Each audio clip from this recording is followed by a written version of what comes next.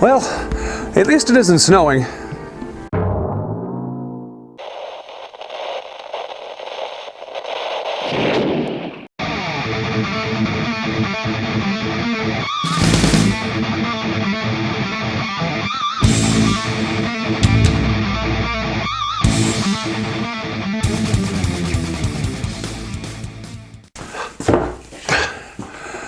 I mean, come on, it's April. I'm not really liking this very much. Whatever. Hey, how you doing? My name is Chris. Welcome to my shop. You know, ever since I just got this, I no longer have a use for this. This is a belt sander jig that I made probably 5 years ago to go with this belt sander so I could do edge sanding on pieces that I was doing. And so now that I have that, I don't need this jig anymore, but I didn't want to just toss it away, well, without at least giving you a chance to take a look at it. There's been a lot of these that are made, but if you've never seen one before, I can at least show you how I made this jig. And so perhaps you can customize one for your own belt sander and use it for yourself, because that actually served its purpose for me for quite some time. It's just that I needed something a little bigger, and so I went with that. But let me show you this, and I'll give you some information about how to make one for yourself, and then we'll go from there. Okay, let me start by telling you what this jig basically consists of.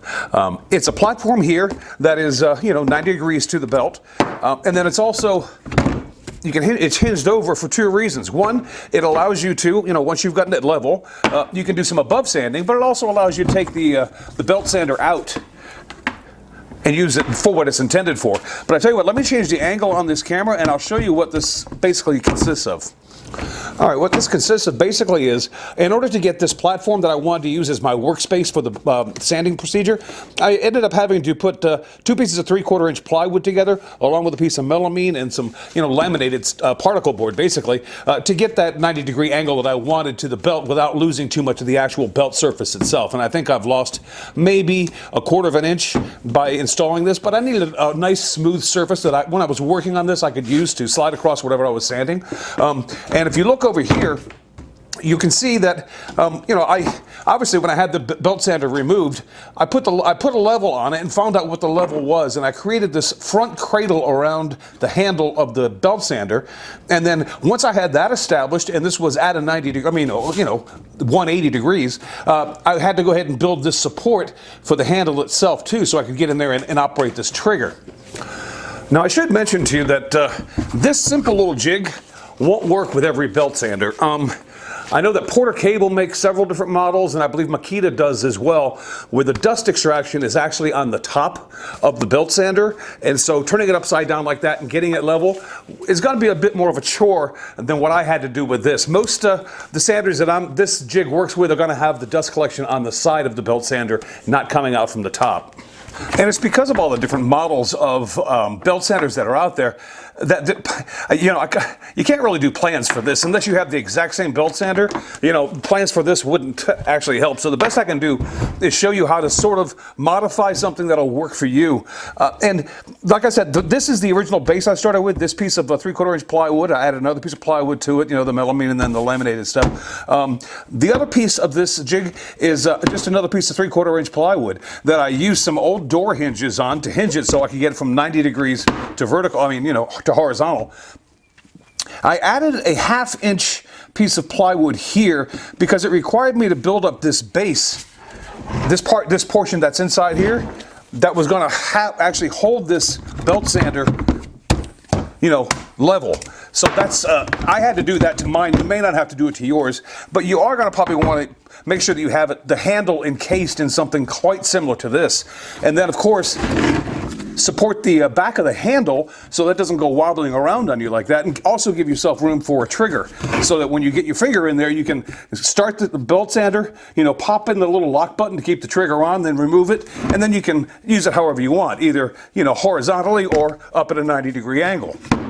The only other portion of this jig you'll need to modify for your belt sander is going to be the top fence here that you're going to be using as your work surface against the belt. And obviously I notched mine out accordingly to my belt sander. And I did that And it was easy enough to do by putting this in there, and then I put this piece down before I cut it out, and when I did this, I just traced around it, and then I knew exactly where I needed to cut it out. And it's in there this way, and it's surrounded by this work surface because I wanted to use this very front edge of the belt sander to do curves and things of that nature, or to possibly sand coves, so that I could use this as a power sander there.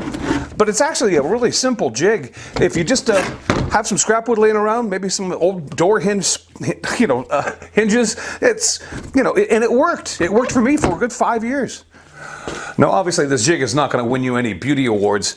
I don't know about you, but when I make jigs, I don't make them to look pretty. I make them to be functional.